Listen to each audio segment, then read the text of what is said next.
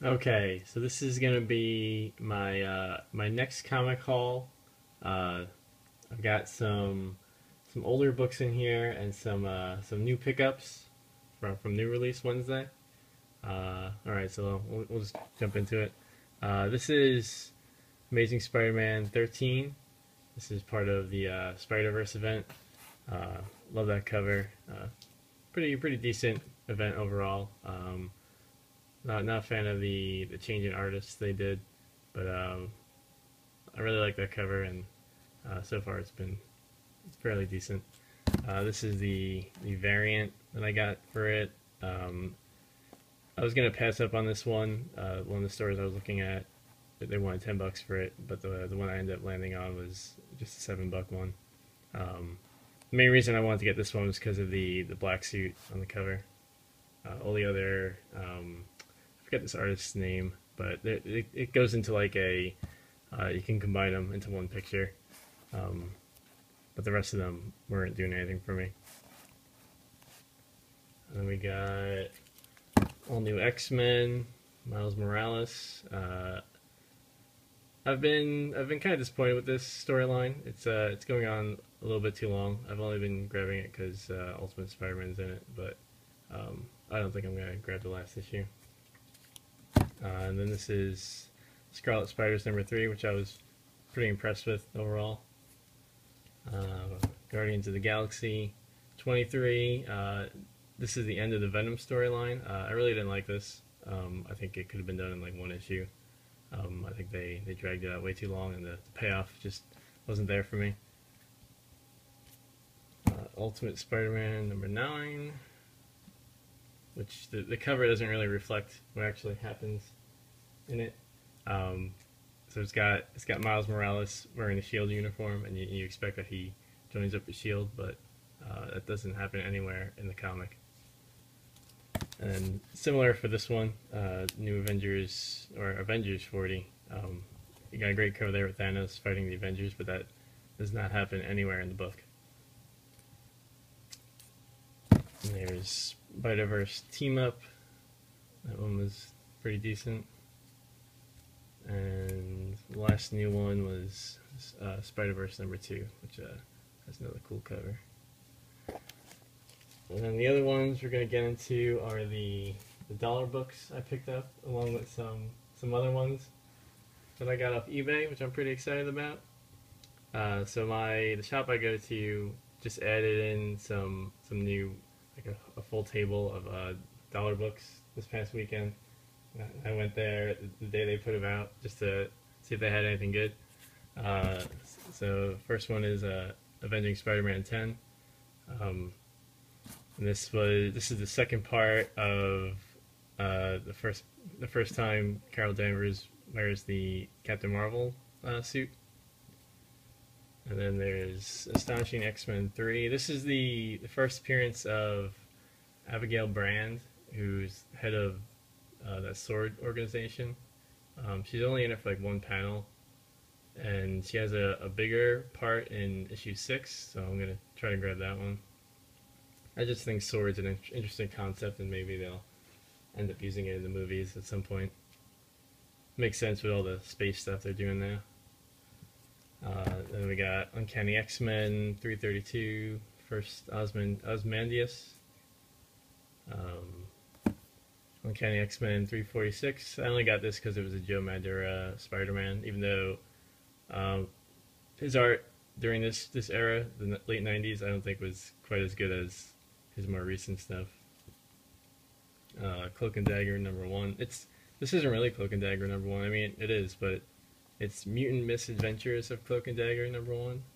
I don't know. Never heard of that before. So this one actually wasn't $1. I got this in the back issue bin, but it was only $4, and I know it goes for a lot more than that. So even though I already had it, I figured I'd pick it up for a cheap price. And then we got, this was back to the dollar bin, New Avengers 4, first appearance of Maria Hill. Avengers 0, the prelude to Ultron Unlimited. Didn't know they had a prelude. Avengers 3:18. I grabbed this because it has Nebula on the cover, front and center, and it doesn't hurt that Spider-Man's in it. Not a really sought after book, but I just like the cover. This one's fun. Avengers 213, the Court Martial of Yellow Jacket. It's not an expensive book, but it's a it's a big Marvel book in story terms. I see this going up down the line if it's not going up already. This is a really great cover.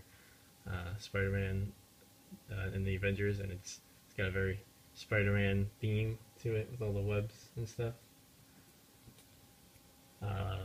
Avengers 240.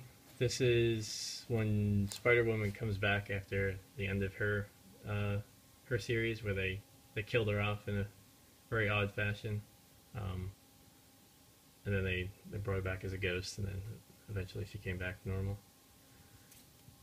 Black Panther #1 from God knows what series. This guy's had so many series and volumes. It was fun to find that for $1.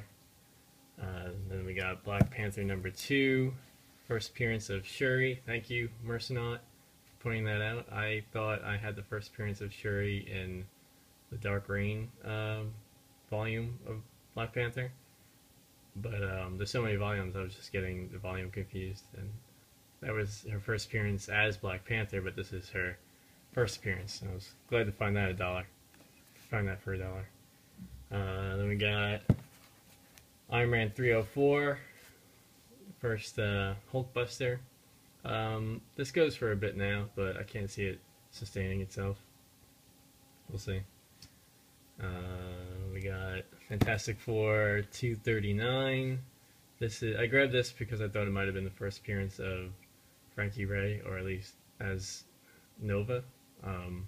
Still not quite sure on that, but it's a cool cover nonetheless. Move some of these. And this is Fantastic Four 211, the first appearance of Turax. Pretty cool villain. Now this is a really fun one. So this is Marvel Superheroes number 10, I think. It just says summer 1992 on the top, but I'm pretty sure it's number 10. This is, if you're a fan of Miss Marvel, her 1970s series ended at, I think it was 23, but it wasn't the end of the storyline. They canceled it mid-storyline, and then they didn't, but they actually finished issue 24 and 25, and it wasn't until 1992 in this issue that they printed number 24. Let me open this up and show you what I mean.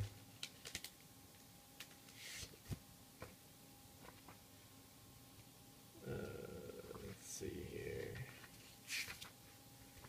So that is the original cover that they were going to use, and then they have the original artist, I guess, which the artist was kind of crappy. I guess since they knew the series was ending, they didn't really assign a good artist to it.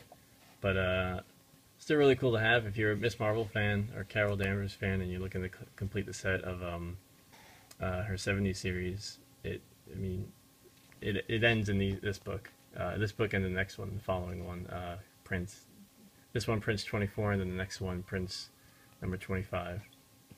And this would have ended up being the second appearance of Sabretooth if it wasn't for the fact that they never printed it. So chronologically, it's the second appearance of Deadpool, or Sabretooth.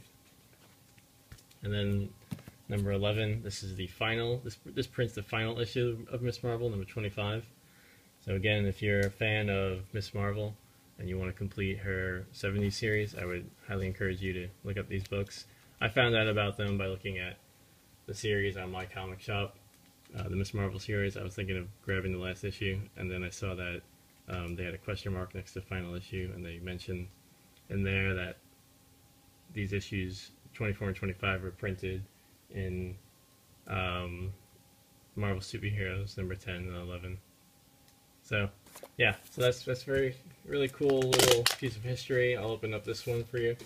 This is 25 was actually going to be the first appearance of Rogue, but since they since they never printed them, they ended up making the first appearance in Avengers Annual 10. So this is what the cover would have looked like. Awful cover. Mystique, I don't know what she's doing back there.